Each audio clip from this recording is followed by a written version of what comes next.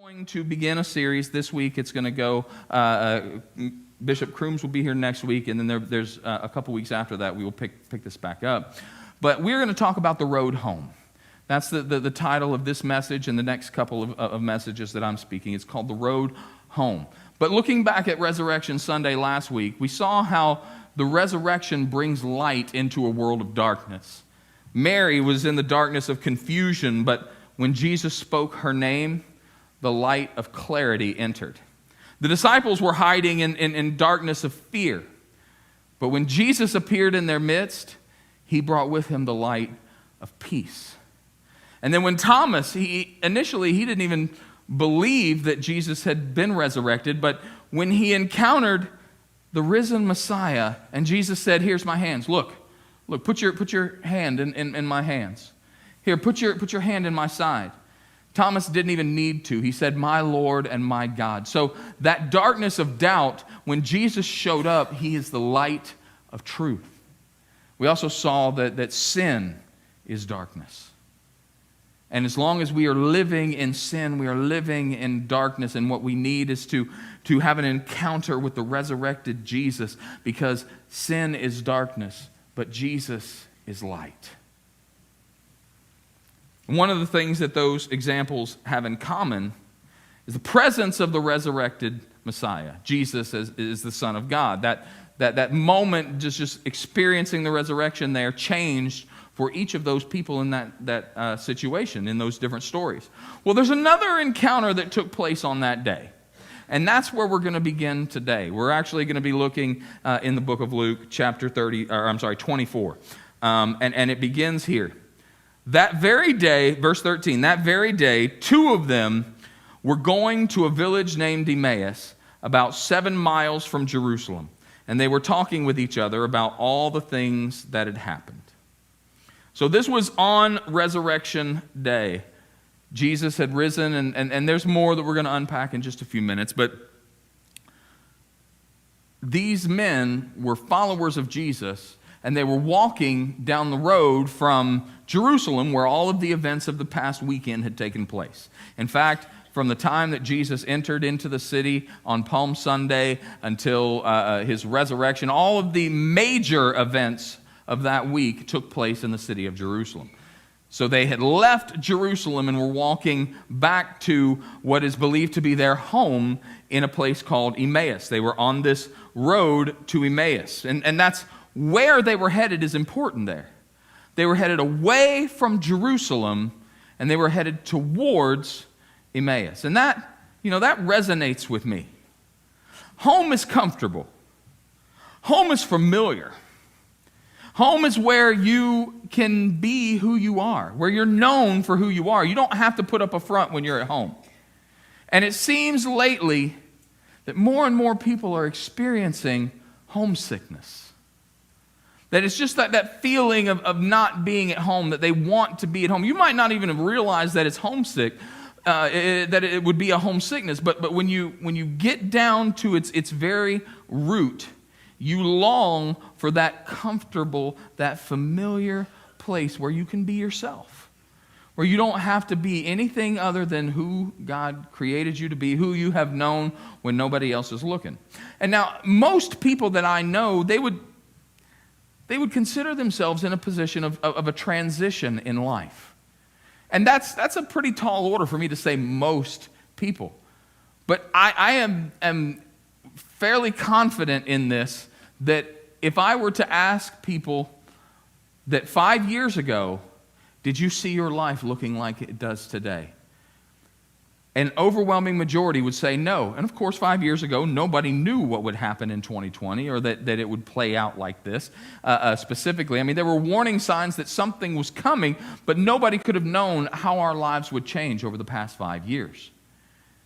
And it's this feeling of unsettling. And people will blame COVID, but there's numerous reasons why so many of us feel like we are in between two places. Like we're not quite home. Where we were felt like home, but it doesn't feel like home anymore. And where we're going, we hope that it's going to feel like home, but we're unsure because we're not there yet. And even spiritually speaking, there are those who said that they aren't in the same spiritual condition that they used to be in. Finding yourself questioning whether or not you should find a new job, maybe even another spouse. Just not love each other the way you once did. Or you just want to find a new church. It's just not what it used to be, and I need to go somewhere else. And I say all that to set up what's happening in this moment with these followers of Jesus that were headed back to their home in Emmaus. They're walking away from Jerusalem. The city of Jerusalem is where the temple was. It's where Jesus had been. And now these two followers are leaving all of that. They had put their hope, their trust, they had put all of their livelihood in Jesus, who was supposedly this Messiah who was going to come and was going to lead them into freedom, was going to overthrow the Roman government and bring them into a place of prominence. They knew all of the stories of back in the day when King David was their king and when everyone feared Israel. Nobody wanted to mess with them. They think all the way back to the times of the Exodus when they entered into Jerusalem, or they entered into the promised land under the leadership of Joshua, and how all of the nations were in fear when they approached Jericho. Jericho was afraid because they had heard of the mighty works and deeds that God had done on behalf of his people. So we're thousands of years later, and they're looking back at that saying, that's what we want again. We want a leader to come and lead us into that. And they were reading into the text a little more than what was actually there. Not much has changed since then. That still happens to this day. They were reading the scrolls, they were reading the prophets, and they were seeing this, there's coming a leader, there's coming a Messiah, and he is going to be a king, and the government will be on his shoulders, and his name will be Wonderful Counselor, Mighty God, Everlasting Father, Prince of Peace, and that is going to be the one who's going to get us out of this mess. We're not going to have to deal with the oppressive Roman government anymore. We're not going to have to be... And over Israel's history, over that region, over the past few hundred years prior to Jesus, they had gone through so much. There's a period in between the end of the Old Testament and the New Testament, the intertestamental period, where there was no word from God. There was no revelation that anyone put down in inspired scripture during that time. However, there are historical records of what happened. They went through some horrendous things between the close of the Old Testament and the time when Jesus was born. And they're looking around at their world that was not what they wanted it to be, and they put all their hope and trust in this Messiah. He's going to be the one. But now he's dead. Verse 15, while they were talking and discussing together, Jesus himself drew near with them. But their eyes were kept from recognizing him. And he said to them, what's this conversation that you're holding with each other as you walk? And they stood still looking sad. I love that this kind of shows Jesus' sense of humor. Because he's, all of a sudden, they're walking, they're having a conversation. And I don't know if he snuck up on them or if he just, maybe kind of merged in with them as they were walking down the road. But all of a sudden, here's this guy, and they don't know who he is. But he's like, hey, what are you guys talking about? And they stood still. It says they stood still looking sad. I mean, you ever been part of that? Like you're having a conversation and somebody comes up, somebody who hasn't been part of the conversation, they come and say, hey, what are you guys talking about? And you're just like, oh. You mean you don't know?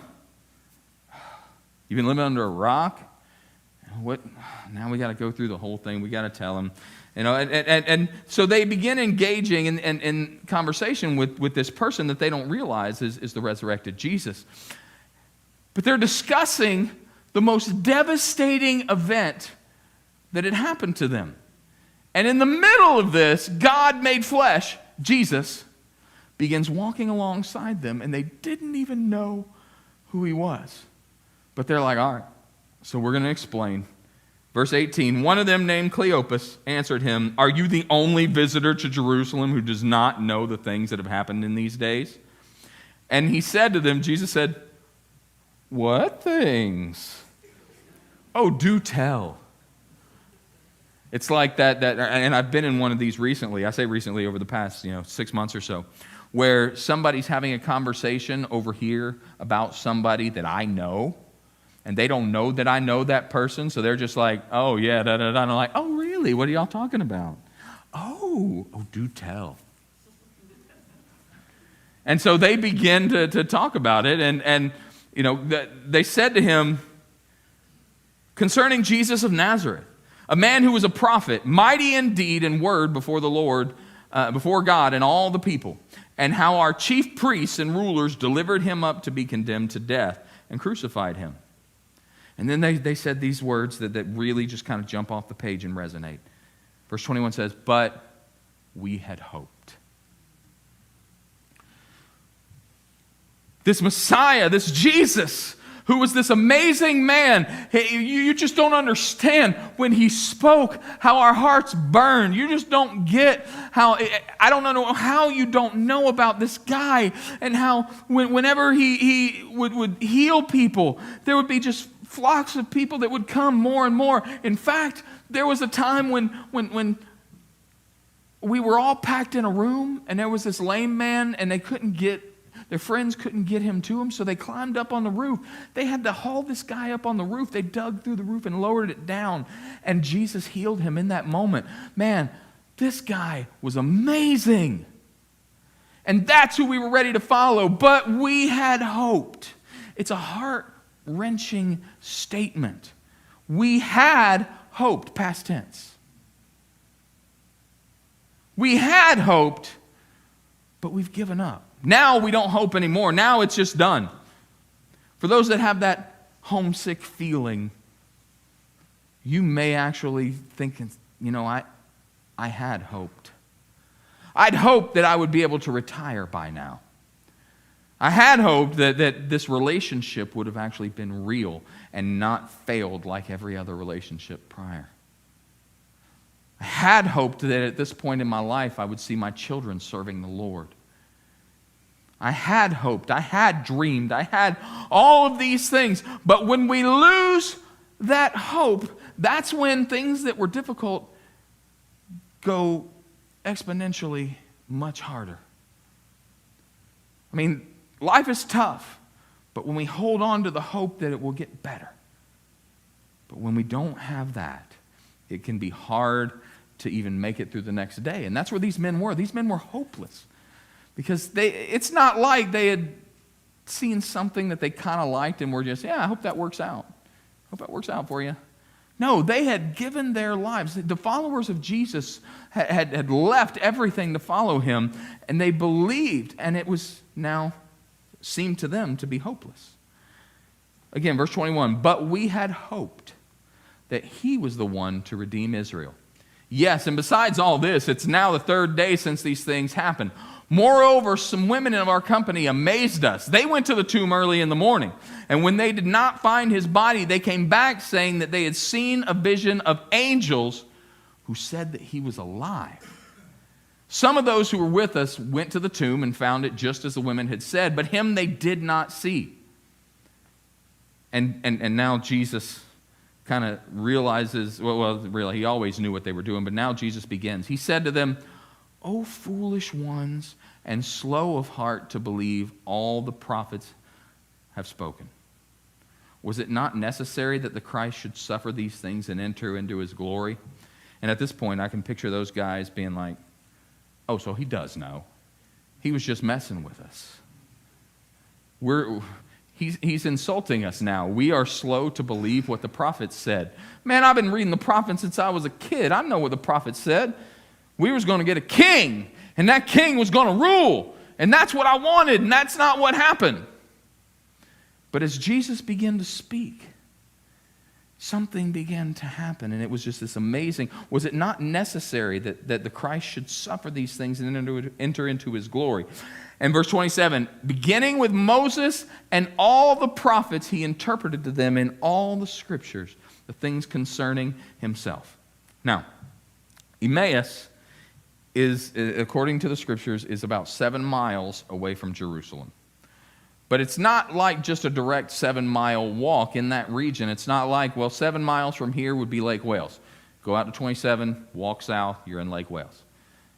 Because of how that terrain was and how Jerusalem is mountainous and there's the areas around that, there are mountains, there's not really a direct path. You would have to follow the roads that existed. It would have taken them about 3 to 4 hours to make this walk. And during this time, Jesus took them all the way back to the Exodus and the time of Moses. And he began there and he began to tell them the story of himself. And through that period of hours, all of this is being revealed to them, and Jesus is just going through the scriptures about himself that they had already read. He's like, yeah, you read it, but now let me tell you what it's really saying, because I'm the one that they're talking about. And he didn't reveal that at this point. He just kept talking about the Messiah and how the Messiah was being revealed through all of that. I've talked about before how throughout the Old Testament there are mentions of a need for the Messiah. That's why the prophets were there.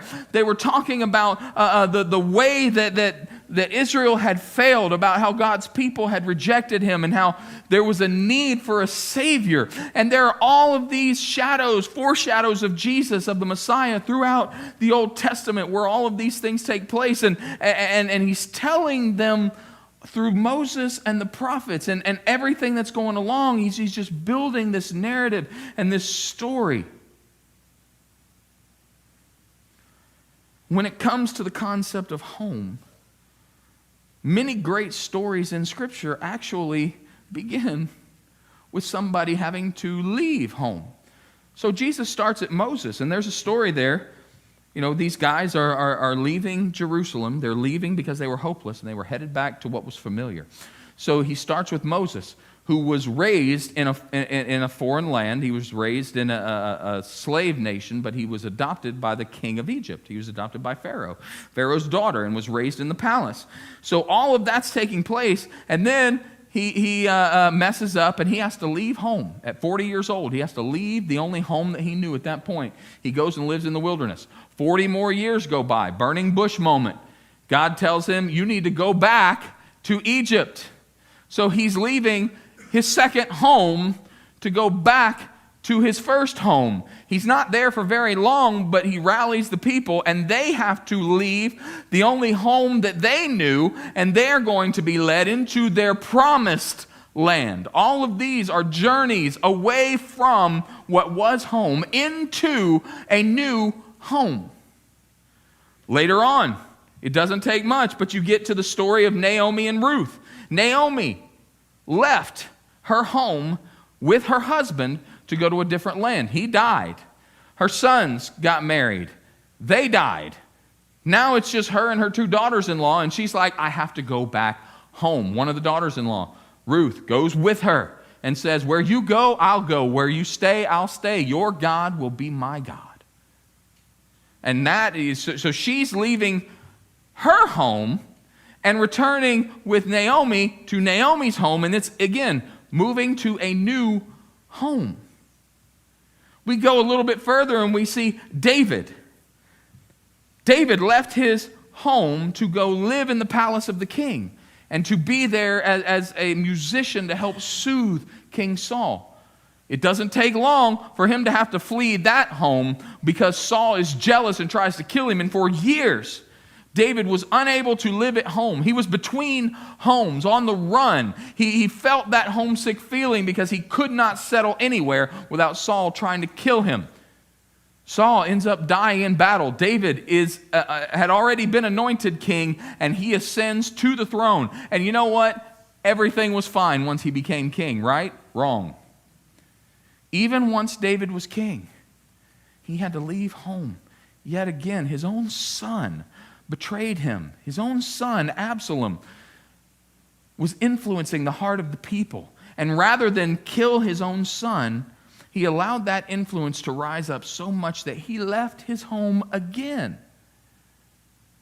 A battle took place, Absalom is killed, and David returns home. All of these stories about people leaving home and having to return back home, there's a number of them all throughout the Old Testament. And Jesus is beginning to unpack all of this, leading all the way up to the Messiah. Even Jesus, who was born in Bethlehem, lived in Nazareth, grew up in Nazareth, and then did his ministry everywhere from Capernaum in the north all the way down to Jerusalem and everywhere in between through Samaria. And he even said in Matthew 8:20, foxes have holes and birds of the air have nests, but the Son of Man has nowhere to lay his head.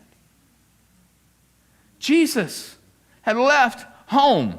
In fact, there were different places that he called home.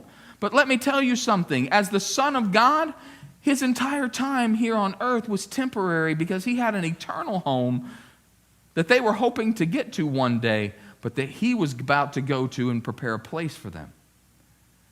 So verse 28, as they drew near to the village which they were going, he acted as if he were going further. Jesus did. Again, more of that sense of humor. Oh, yeah, this is our exit. We're going to stop for the night. And Jesus said, oh, okay, well, I'm just going to go on. Oh, no, please don't. Oh, okay, I'll stay. He acted as if he were going further. He wasn't going further. He was there in that moment for this time with these men because of their journey home. But they urged him strongly, saying, stay with us, for it is toward evening, and the day is now far spent. So they went in to stay with them. So, again, he was in Jerusalem. These men were in Jerusalem. Jesus had risen. This was the third day. He had risen. He had appeared to Mary early in the morning. And they went to see the disciples. John and Peter went to the tomb. He wasn't there. So they had made it back to some of the other followers and told them what was going on. These two men were like, whatever, man. There's so much hope that we had that's now gone. The only thing left is just to go home. So all of that transpires. They take the 3 to 4 hour walk home. It's nighttime. Hey, man, mysterious stranger who has really good theology, come in and stay with us because it's getting late. They didn't know who he was, but they knew that they didn't want him to leave. They wanted him to stay. Please, just stay a little bit longer.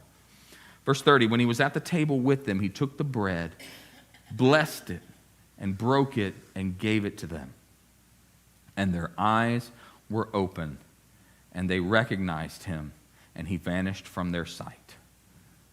They said to each other, did not our hearts burn within us while he talked with us on the road, while he opened to us the Scriptures? And they rose that same hour and returned to Jerusalem, and they found the 11 and those who were with them gathered together, saying, the Lord has risen indeed and has appeared to Simon. Then they told what had happened on the road and how he was known for the breaking of bread. Something to know why that moment was like that for them. He comes into the house. He had been, for whatever reason, he kept his identity concealed. And I believe that he had his identity concealed because if he had told them, hello, I'm Jesus, they wouldn't have really heard much of what he was saying after that. They would have just been so elated, excited that they, don't tell me, you're here. I'm going to cling to you like Mary did. I just wanted to. No, he needed to go through the whole thing so that they could realize you have been studying this for your whole life and you thought that this was it. But I'm telling you, I am the fulfillment of all of those things that you had wrong, and now is the time. And then it was revealed to them that he was the Messiah when he broke the bread and blessed it. Why? Every time in the Gospels, when Jesus has a piece of bread in his hand, he does the same thing. He had a way about it when he would break the bread and bless it. There was just something about it that when he did that, their eyes were opened and they realized who he was. And they said, did not our hearts burn within us while he talked with us on the road and while he opened to us the Scriptures?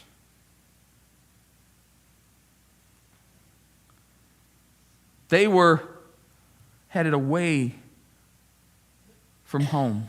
They had left their home in Emmaus to follow Jesus. Then they left Jerusalem hopeless because they just had to get back to what was familiar. And you may find yourself in something similar to that. I took this road because it was exciting, because I felt like this is what was supposed to happen, but now I don't even know where this road is leading. I don't even know what's going on, but I know what's home. I can go back home and things will be okay. Now, I know what home is personally for me, but it's hard for me to put into words because the concept of home for me is not what it is for others. That I can remember, I was totaling it up the other day, and counting ones that I remember. As a baby, I don't remember all the places, but I have called 20 different places in my life. In my 46 years, I have called 20 different addresses home at some point. So when I say I'm going home, it means something different. In fact, the longest that I've ever lived in the same house consecutively was 7 years that I lived in Frostproof before I moved up here. So in my 46 years of life, I have lived in 20 different locations. Now, last Sunday was Easter, and after we dismissed here, I went to spend time with my family, went to my sister's house. She lives down in Hardy County in Wauchula. We sat around and we talked about old times. But her house, I don't have memories of growing up in that house as a child. She's only lived there for the past few years. Now, in this area, my family goes back. I call Polk County home, and specifically, I call Fort Meade, the little city of Fort Meade, I call that home because my family, the Cannon family, goes back in the history of Fort Meade 100 years. My great-grandparents settled there, and some of their siblings and everything. In fact, if you were to go down, follow Highway 98 through Fort Meade, and you're going out of town, just on the left, there's a road called Cannon Road. That's us. Now, it's not much of anything, it's just a couple houses. But so that is home to me on some levels, but it's difficult to define. Because many times growing up, I felt like I was between homes. Because of moving around, I would have to make new friends. I would have to start new schools. I did the math on this morning. By the time I was in high school, I had changed schools 8 different times. And it wasn't like I got kicked out and had to go to some other school. We moved around. I went to a school over at this one place because it was close to my mom's work. Went there for a couple of years, then went to somewhere else because it was closer to the house. And then the next year, she wanted me closer to work again, so I went back to that school. I had to make new friends every time. And so that's why one of the things that I do is I work youth camp over in Waimama. Just this past weekend, I was over there helping them. I was judging the teen talent competition. I do a lot of things over at that campground because in my 46 years of life, that has been the consistent thing. I may have moved all over the place, but that campground in Waimama where I go to camp meeting and I go to youth camp and all the things over there, that is more home to me than many other places. So it's difficult to define, but because of that, I can put myself in a position where I understand what it means to feel like you're between homes, where you're between comfortable, where you're not quite where you're supposed to be. My parents built a house a few years ago, and when I go over there, it's great. I feel at home when I'm there. You know how I know I can feel at home? Because I walk in and open up the fridge. If you invite me to your house, I'm not going to open up your fridge. But when I walk into my parents' house, I open the fridge. What you got? There's usually a bottle of water or a Coke Zero or something. All right, yeah, I'll get. But I know that feeling of what it's like to be between two homes. And these followers of Jesus, that's how they felt. And in their hopelessness, they left their spiritual home in Jerusalem, where they had all their hope, and they went back to Emmaus. They went back to where they could be comfortable, where they were familiar, where they didn't have to think about all the things that had transpired over the past few days. Jesus was dead. He was supposed to overthrow Rome. But when Jesus started in Exodus and he told them all about himself, what he was doing is he was showing them the real reason that he came. The prophets were sent to tell them about how they had strayed.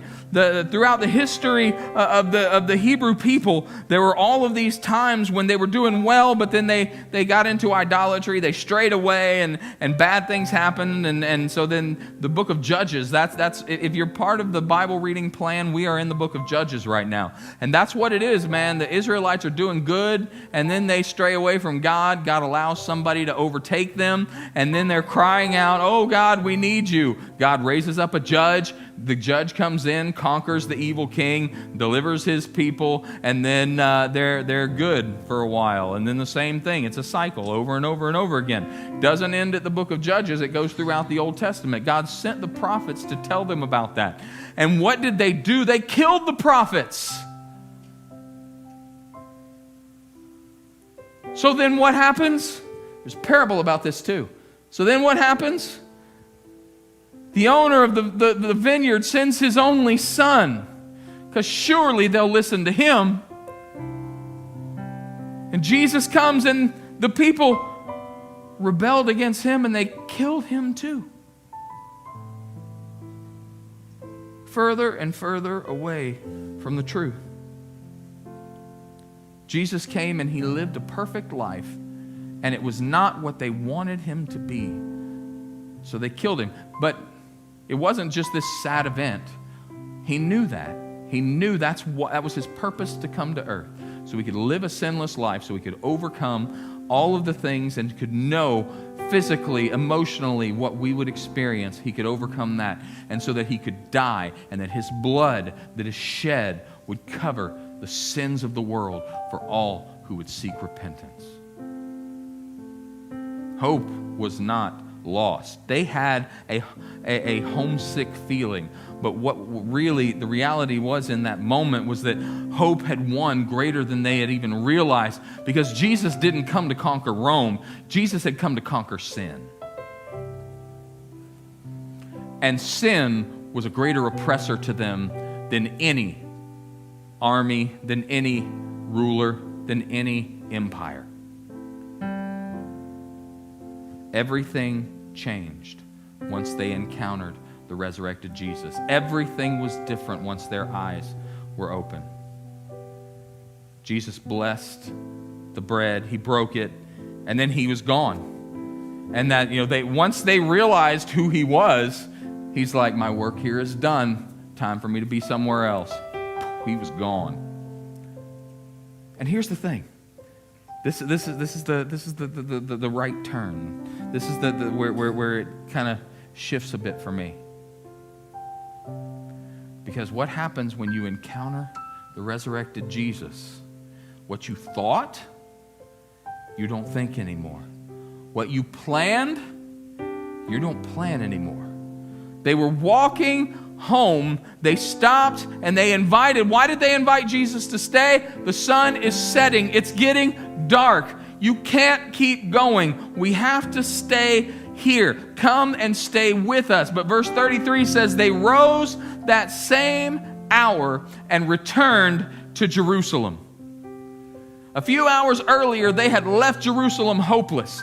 They didn't want to be anywhere near that. They didn't want to think about it. Yeah, they had been talking about it because it was dominating what was going on in the world, but they wanted to get back to what was familiar. They wanted to get back where they could just relax and not have to be reminded of the horrendous events that they had seen. But they turned around in that same moment. All of a sudden, when they saw the light, they didn't care that it was getting dark. When they encountered the light that is the resurrected Jesus, the sun setting didn't have any impact on them. They turned around and made that 3 to 4 hour trip back to Jerusalem because they had encountered the resurrected Jesus. And while the text doesn't say this, I like to add this. This is in the book of Rodney's opinion. I don't think it took them 3 or 4 hours to get back. In fact, the shortest distance between 2 points is a straight line. They probably had some supernatural strength there where they went over the top of the mountain. We got to get back. I ain't even following the road. I got to tell them. Peter and John saw the tomb was empty, but Mary was right because she encountered the resurrected Jesus. Understand, by the time they got back, Jesus had appeared to the disciples, and he had shown himself to them, the rest of the 10 of the 12. Thomas wasn't there. Judas was off, having been dead already. But he revealed himself to them. And once you encounter the resurrected Jesus, tying into last week, the light invades the darkness, and it's no longer a concern. But you have to stay in the light. They left home to follow Jesus. And now they were returning home because they had thought he was dead. But once they encountered the light, the darkness wasn't an issue anymore. And they were going back to Jerusalem changed. Everybody stand. Here's an opportunity today. Darkness of fear and doubt, the darkness of sin, the darkness in your life, whatever it is that has caused so much pain and strife within you, you can encounter the resurrected Jesus today. He's got something amazing in store for you. And when I say that, I don't mean, well, God's just going to bless me and it's going to be this big financial windfall. I'm going to receive all the healing. I may be 72, but I'm going to feel 25 again. When I say God has something amazing for you, I mean he is going to do something inside you that is rescuing you from the clutches of sin. He is going to release you from the bondage of evil and set you free by the power of his Spirit. And that's available. Today, if you are in this homesick feeling, if you are feeling away from you're torn between two homes, you don't want to go back because the place that you just left is not what you want it to be. You don't want to go forward into what the next season looks like because you can't see it and you don't know that that's going to be home. You don't want to have to start over again. Here's where the start happens. And it's a clean slate, is when you accept Jesus, is when you come back to Jesus, when you allow him to take his blood and wash clean all that hurt, all that sin, all that rejection, all that false identity. And he places a robe on your back. He places a ring on your finger. And he says, welcome home. He's extending that, but we have to make the decision to follow him.